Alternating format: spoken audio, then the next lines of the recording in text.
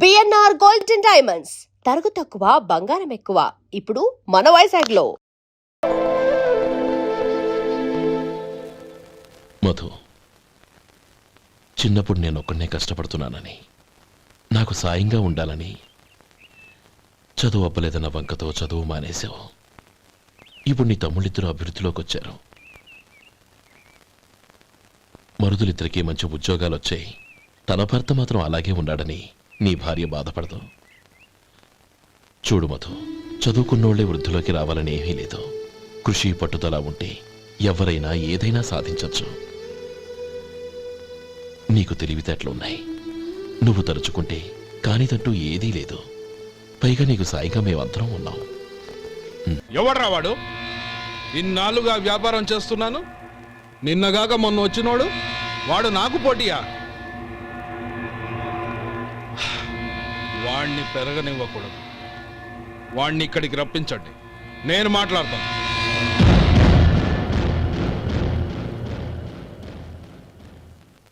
నమస్కారం అండి. రమ్మన్నారంట? నీ పచ్చళ్ళ కంపెనీ మూసేయాలి. నీకెంత కావాలి? 5 లక్షలు ఇస్తాను. చాలా? 5 లక్షలు కాదు, 50 లక్షలు ఇచ్చినా నా కంపెనీ మూయడం జరగదు. బాగా ఆలోచించుకొని చెప్పు. ఈ వ్యాపారంలో పుట్టి పెరిగినోడ్ని, నాతో పోటీ పడకు. నా చేతి కింద 6,000 మంది పనిచేస్తున్నారు. ఆంధ్ర మొత్తం నాకు బ్రాంచులు ఉన్నాయి. నేనే మార్కెటింగ్ చేయలేకపోతున్నాను. ఆఫ్టర్ ఆల్ ఒక కుటీర పరిశ్రమలా పెట్టుకొని నువ్వెలా మార్కెటింగ్ చేయగలవు? 6,000 మంది వర్కర్స్ని పెట్టుకుని ఆంధ్ర మొత్తం బ్రాంచీలున్న మీరే నా కంపెనీ చూసి భయపడుతున్నారంటే నా సరుకులో నాణ్యత ఉందనేగా. ఆ నాణ్యత ఉన్నంత వరకు నాకెవరూ పోటీ కాదు. ఈ ప్రపంచంలో నేను ఎక్కడైనా మార్కెట్ చేయగలను. వస్తాను.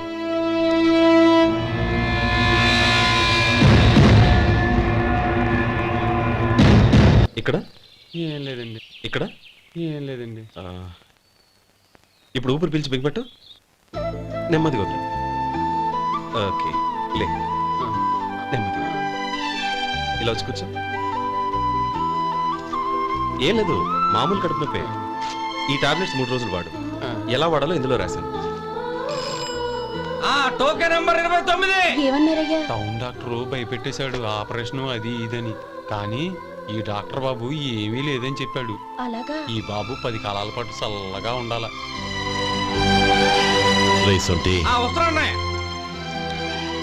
రే, భగవంతుడి దయ వల్ల తమ్ముడు హస్తవాసి మంచిదని అప్పుడే పేరొచ్చిందిరా. తమ్ముడిని దగ్గరుండి జాగ్రత్తగా చూసుకో. పని హడావుల్లో పడి వేళకి భోంచేయడము. అబ్బే అదే లేదన్నయ్య. 1 గంటకల్లా పేషెంట్ కట్టు, భోజనం పెట్టు. అది అలా జాగ్రత్తగా చూసుకో. నేను చూసుకుంటాను కదన్నయ్య, నువ్వు వెళ్ళు.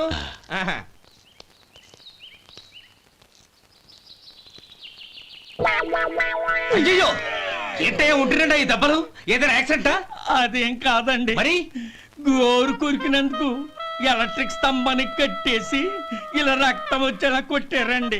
ఊరు కొరికినందుకు ఎలక్ట్రిక్ స్తంభానికి కట్టేసి ఇంతలా కొడతారా? వాళ్ళు అసలు మనుషులా రాక్షసులా? చాలా థ్యాంక్స్ అండి. కనీసం మీరైనా అర్థం చేసుకున్నారు. వాళ్ళు అర్థం చేసుకోలేదండి.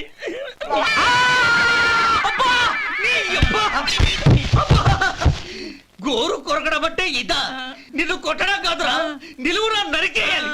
మన 2 ఊర్ల పొలిమేరలో ఉన్న ఈ మల్లికార్జున స్వామి వారి దేవాలయం జీర్ణదశలో ఉందన్న విషయం మీ అందరికీ తెలుసు. ఇన్నాళ్ళు మీ ఊరు వాళ్ళు పట్టించుకుంటారని మా ఊరి వాళ్ళు, మా ఊరి వాళ్ళు పట్టించుకుంటారని మీ ఊరి వాళ్ళు దీన్ని ఇలా వదిలేశారు. ఈ గుడి మీ ఊరికి ఎంత ముఖ్యమో మా ఊరికి అంతే ముఖ్యం. కాబట్టి మన ఇరు గ్రామ ప్రజలు కలిసి దాన్ని బాగు చేయించి కుంభాభిషేకం చేయించాలనే సదుద్దేశంతో ఒక కమిటీని ఏర్పాటు చేశాం. ఈ కమిటీలో 2 గ్రామాలకు సంబంధించిన ప్రముఖులు ఉన్నారు. కమిటీ ప్రెసిడెంట్గా ఎవరిని ఎన్నుకోవాలనే విషయంలో శ్రీ గోపాలరావు గారి పేరు, శ్రీ లక్ష్మీపతి గారి పేరు పరిశీలనలోకి వచ్చాయి. అందువలన మేమందరం బాగా ఆలోచించి తర్జన భర్జనలు చేసిన మీదట శ్రీ గోపాలరావు గారే అన్ని విధాలా ప్రెసిడెంట్ పదవికి అర్హులని ఈ కమిటీ నిర్ణయించడం జరిగింది.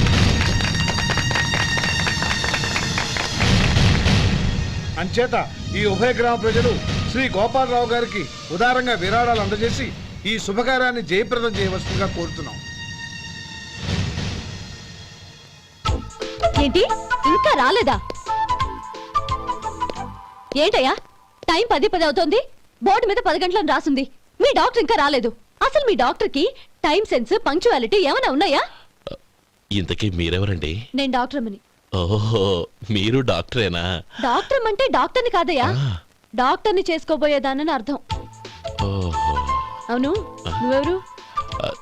నేను ఇక్కడ టోకన్ ఇస్తూ ఉంటానులేండి. తప్పుకో, తప్పుకోవయ్యా. అవును, మీ డాక్టర్ కి ఎవరో అన్నయ్య ఉన్నాడంట కదా, ఎలాంటోడు? ఎలాంటోడంటే అదేనయ్యా, చాలా కోపిస్తని విన్నాను. ఎందుకని అడుగుతున్నారు? ఎందుకంటావేంటయ్యా? ఆ అన్నయ్య మాట వినగానే మీ డాక్టర్ గడగడా ఉణిగిపోతాడు. అసలు డాక్టర్ చదివే తమ్ముణ్ణి అలా భయపెట్టచ్చా? తప్పు కదా? తప్పేనండి. కాని కాని నాకు మీ డాక్టర్కి పెళ్ళవని ఆ అన్నయ్య సంగతి అప్పుడు చెప్తాను. ఏం చేస్తారండి? ఏం చేస్తానా, సంవత్సరం తిరగకుండానే కవల పిల్లల్ని కని వాళ్ళ అన్నయ్య చేతిలో పెడతాను. వాళ్ళకి 5 సంవత్సరాలు వచ్చేసరికి ఆయన్ని బాగా మొట్టికెళ్ళేస్తారు. అలా నా కసి తీర్చుకుంటాను. ఈ డాక్టర్ ఎప్పుడు వస్తాడో ఏంటో. అది సర్లే కానీ నువ్వు పని చేయి. మీ డాక్టర్ రాగానే నేను వచ్చి వెళ్ళానని చెప్పు. నేను అంటే ఓ, నా పేరు చెప్పలేదు కదా, నందిని. ఏం చెప్తావు? అదేనండి, నందిని గారు వచ్చి వెళ్ళారు అని చెప్తాను. గుడ్, పైకొస్తావు.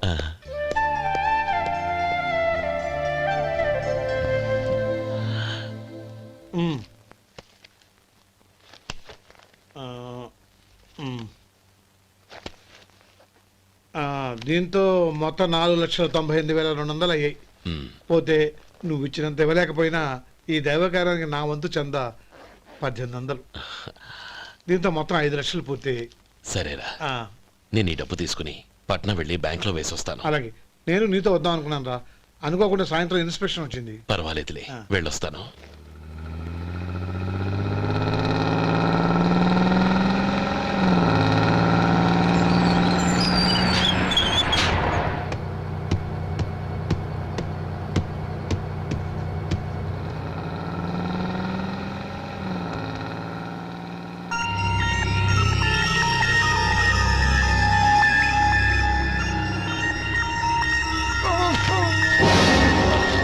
అయ్యో, మూర్ఛ మూర్ఛ, బసాపండి బసాపండి. ఇదిగోండి తాళం చేతులు గుర్తి, ఈ తాళాలు చేతిలో పెట్టండి. వీటి వల్ల ప్రయోజనం లేదు. 4 ఖర్చుకోకుండా పళ్ళ మధ్య పెట్టడానికి గట్టిగా ఏదైనా ఉంటే ఇవ్వండి. ఇదిగో ఇది చూడండి.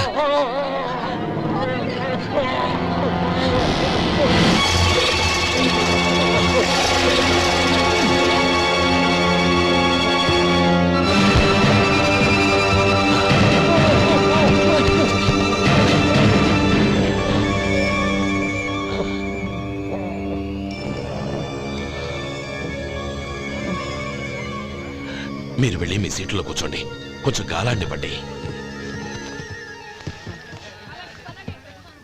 ఇప్పుడు ఎలా ఉంది బాబు?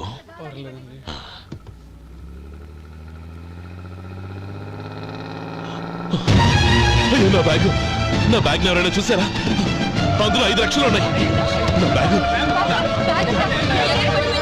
వెంటనే బస్తాపండి, ఎవరిని కింద దిగవద్దు, అందరినీ చెక్ చేయండి. నా అంచనా తప్పు కాలేదు. వాడి మంచితనమే వాడిని దెబ్బకొట్టింది. మన వాళ్ళని పంపించి గుడి తాలూకు డబ్బు కొట్టేశాడని పోలీస్ కంప్లైంట్ ఇవ్వండి. ఇప్పుడు ఆ స్టేషన్లో ఎస్ఐ వాడి తమ్ముడే. వాడే వెళ్ళి వాడి అన్నయ్యని అరెస్ట్ చేసి వీధుల్లో నడిపించుకు తీసుకురావాలి. అది నేను కళ్ళారా చూడాలి, మనసారా సంతోషించాలి. అయ్యో గోపాలం గారు, గోపాలం గారు, మీరు దేవస్థానం సొమ్ము దొంగిలించారని ఎవరో పోలీస్ కంప్లైంట్ ఇచ్చారంట. మిమ్మల్ని అరెస్ట్ చేయడానికి మీ తమ్ముడు గారు వస్తున్నారు.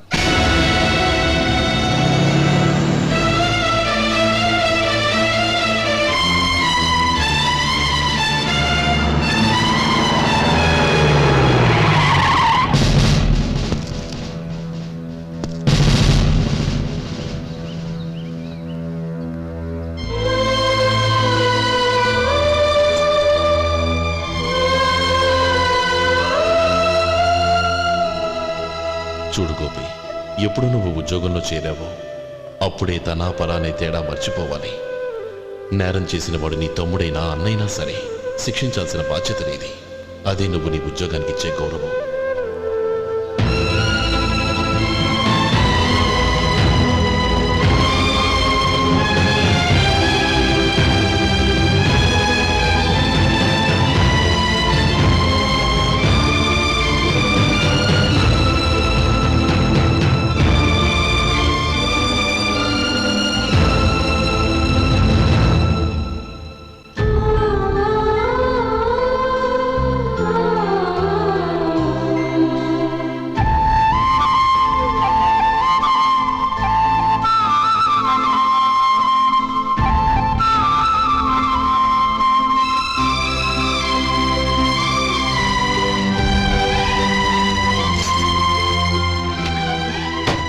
అన్నయ్య రే గోపి, ఏమిట్రా ఇది? నన్ను క్షమించు అన్నయ్య. నేను కోరి ఉద్యోగుల చేరిన మాట నిజమే, కానీ ఇలాంటి పరిస్థితి ఎదురవుతుంది అనుకోలేదు. నా ఒంట్లో ప్రతి రక్త పట్టు నీ భిక్షానన్నయ్య. నిన్ను అవమానపరిచి ఉద్యోగం నిలబెట్టుకునే బదులు నా ప్రాణాలను వదులుకుంటారు, కానీ ఈ పని మాత్రం నేను చేయలేనన్నయ్య.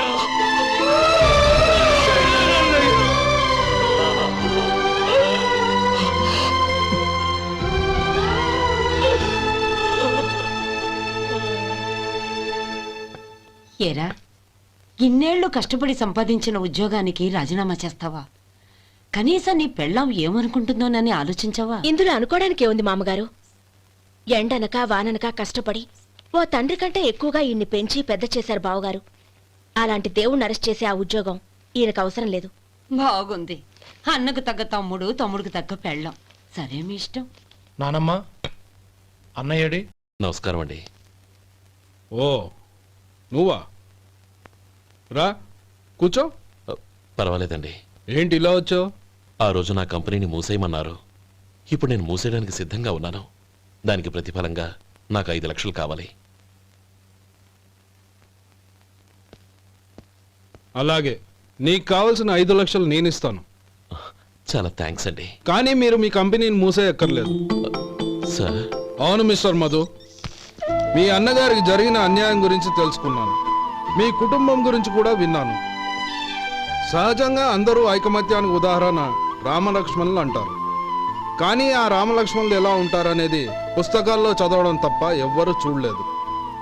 మీ అన్నదమ్ములను చూస్తే ఆ రామలక్ష్మణులు ఇలాగే ఉండేవారేమో అనిపిస్తుంది. అలాంటి కుటుంబానికి ఇలాంటి ఇబ్బంది రావడం నిజంగా దురదృష్టం. రామునికి హనుమంతుల్లా కాకపోయినా ఏదో ఉడతా భక్తిగా నా వల్ల వీలైన సహాయం ఈ 5 లక్షలు తీసుకో. మీ కంపెనీ పేరు మీదే అన్ని సరుకులు తయారు చేయండి. నేను వాటిని ప్రపంచమంతా మార్కెటింగ్ చేస్తాను. సార్, మీ రుణం ఉంచుకోను. తొందరలోనే తీర్చేస్తాను. స్నేహితుల మధ్య రుణాలేంటి మధు? We are friends.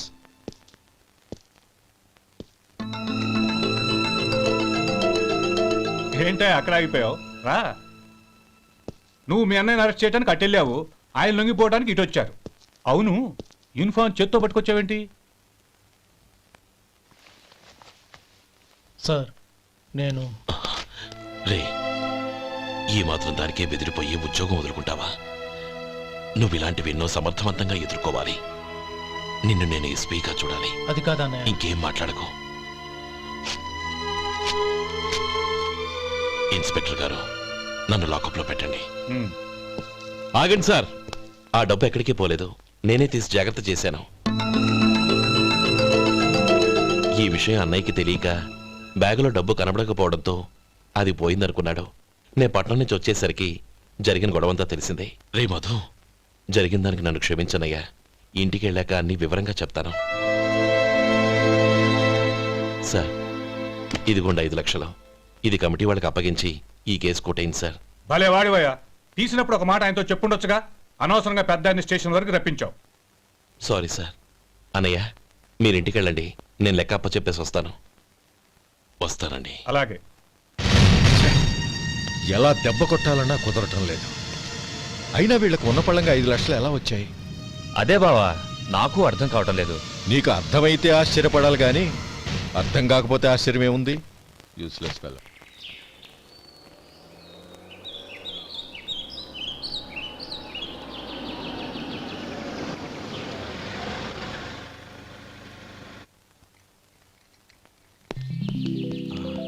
నువ్వు ఎక్కడే ఉండు.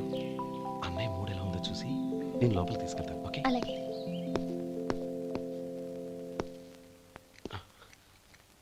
అన్నయ్య, ఏంట్రా? నేను చాలా రోజుల నుంచి నీకు విషయం చెప్తున్నాను, గుర్తుందా? ఏ విషయం? అదే అన్నయ్య, నేను ఓ అమ్మాయిని లవ్.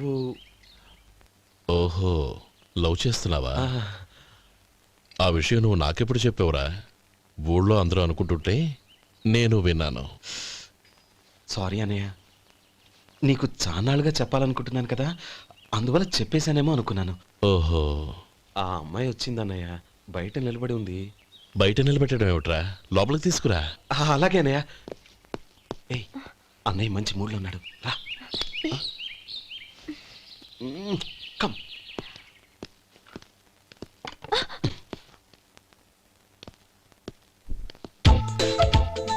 ఎందుకంటావేంటయ్యా? ఆ అన్నయ్య మాట వినగానే మీ డాక్టర్ గడగడ వణికిపోతాడు. అసలు డాక్టర్ చదివే తమ్ముడిని అలా భయపెట్టచ్చా? తప్పు కదా. తప్పేనండి. ఆ, నమస్కారం మేడం. నమస్కారం. అదేంట్రా, మనిషో పక్కనుంటే నమస్కారం ఇంకో పక్కనుంది. అది మర్యాద అన్నయ్య, మర్యాద. ఆహా, అవును, నీ పేరేంటమ్మా? నందిని. ఆ నందిని. నందిని అన్నయ్య. ఏ ఆ మొక్క తను చెప్పలేదా? పెద్దలంటే మహాగౌరవం అన్నయ్య. మేమిద్దరం ఇంత క్లోజ్ ఫ్రెండ్స్ కదా, ఆయన నాతో కూడా ఎక్కువ మాట్లాడదు ఓహో, కదా. నాకు మీ డాక్టర్కి పెళ్ళవని అప్పుడు అన్నయ్య సంగతి చెప్తాను. ఏం చేస్తారండి? ఏం చేస్తానా? సంవత్సరం తిరగకుండానే కవల పిల్లలు కని వాళ్ళ అన్నయ్య చేతిలో పెడతాను. వాళ్ళకి 5 సంవత్సరాలు వచ్చేసరికి ఆయన్ని బాగా ముట్టిగలేస్తారు. అవును, అమ్మాయి మోహం చూడకుండా నిర్ణయం ఎలా తీసుకోనరా? తలెత్తు.